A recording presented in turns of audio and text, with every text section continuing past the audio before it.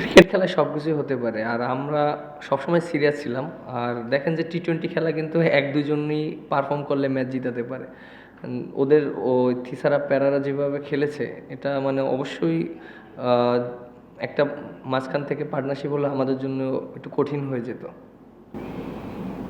মিরাজ নিজের বোলিংটা নিয়ে কি বলবেন? ফাইনালে 3 উইকেট যেটা আসলে আলটিমেটলি দিয়ে ফাইনাল।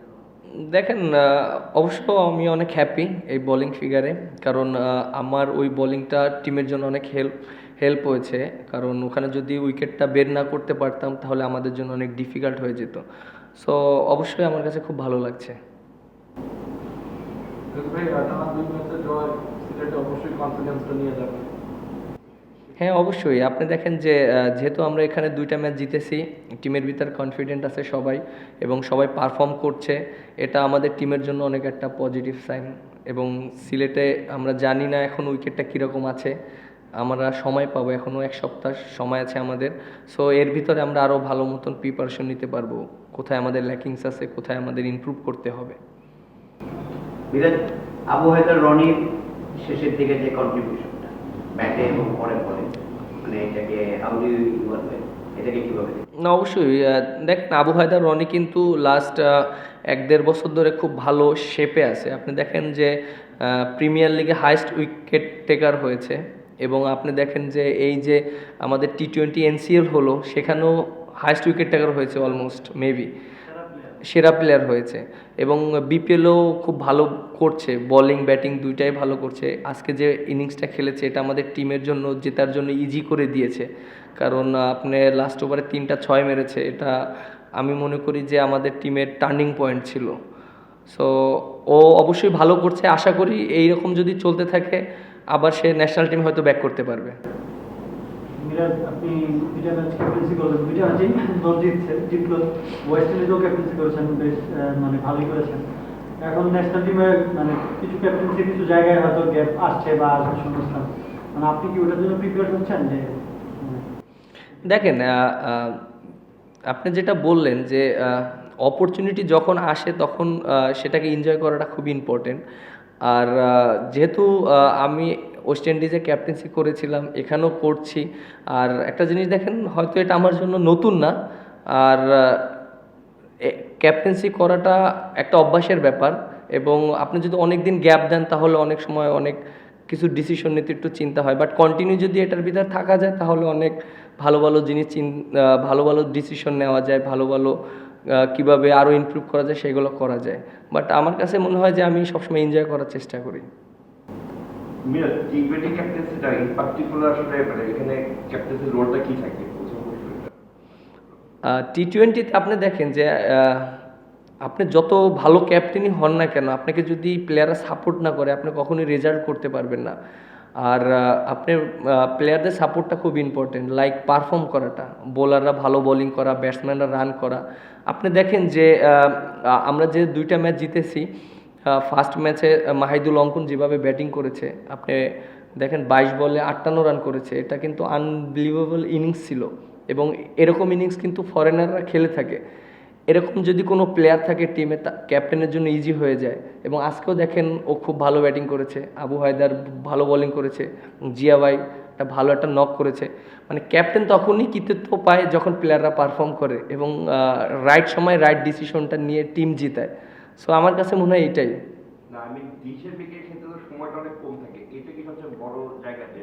হ্যাঁ, অবশ্যই, কারণ আপনার খুব কুইক ডিসিশন নিতে হয়। আপনি আর এখন আরও একটা জিনিস যেটা করেছে আইসিসি, প্রায় 1 মিনিটের ভিতরে ওভার চেঞ্জ করে বোলিং করাটা, এটাও একটু ডিফিকাল্ট। কারণ আপনি দেখেন যে অনেক সময় মাঠের ভিতরে ফিল্ড প্লেসমেন্ট করতে হয়, ফিল্ড সেট আপ করতে হয়।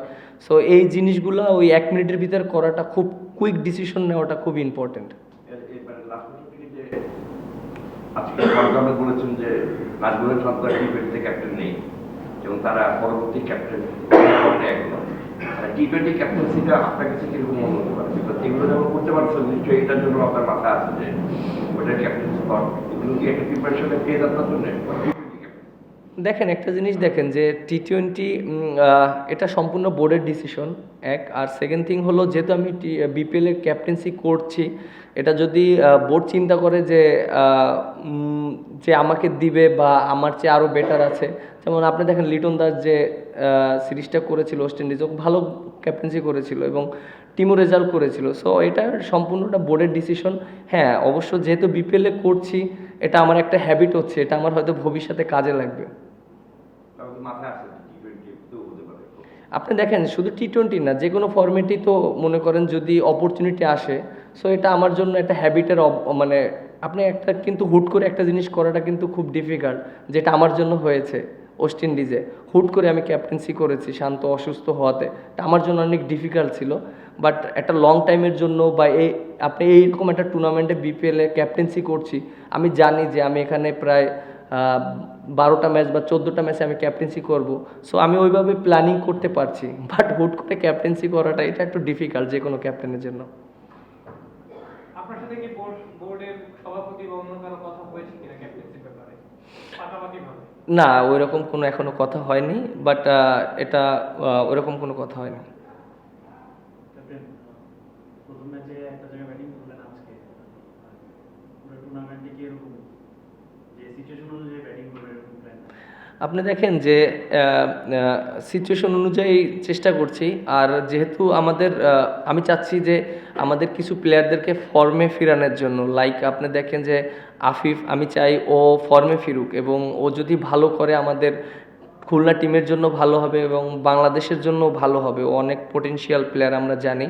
এবং মাহিদুল অঙ্কন আছে এবং আমাদের নাইম শেখ আছে।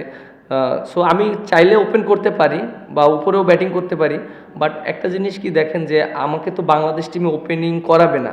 সো আমি যদি এখানে বিপিএল ওপেনিং করি তাহলে আমার ওই হ্যাবিটটা ওখানে হয়তো আমাকে অপরচুনিটি আসবে না। বাট আমি যদি 3-4-এ ব্যাটিং করি, 4-5-এ ব্যাটিং করি, তাহলে আমার এই বিপিএল থেকে হ্যাবিটটা আসবে যে না, আমি ওইখানে বাংলাদেশ টিমে যখন ব্যাটিং করব তখন আমার ওই সিচুয়েশনে কীভাবে ব্যাটিং করতে হবে সেটা আমার অ্যাডজাস্ট হতে পারবো। আপনি দেখেন ওয়েস্ট ইন্ডিজ সিরিজে আমি 4-এ ব্যাটিং করেছি, হয়তো আমার ছোট্ট একটু এক্সপিরিয়েন্স হয়েছে, এখানে যদি কন্টিনিউ করতে পারি, ভালো 2-3টা ইনিংস খেলতে পারি, তাহলে আরও বেশি কনফিডেন্ট হবে।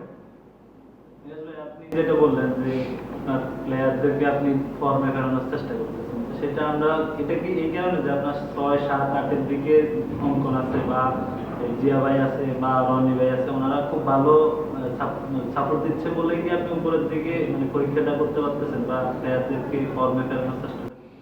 হ্যাঁ অবশ্যই, আমাদের ডেথ ব্যাটিং অনেক বেশি। আপনি দেখেন যে আজকে যখন আমাদের উপরের ব্যাটসম্যানরা ফেল করেছে, আমাদের কিন্তু ডেথ ব্যাটসম্যানরা ভালো করেছে।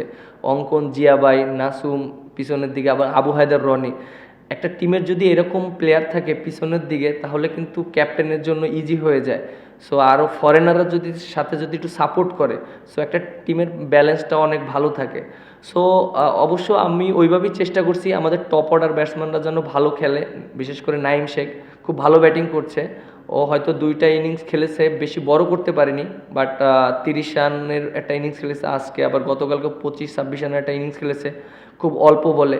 সো এটা যদি বড় হয় বা আফিফ যদি উপর থেকে রান করে, তাহলে আমাদের টিমের পজিশনটা আরও উপরে চলে যাবে, আরও ভালো জায়গায় যাবে।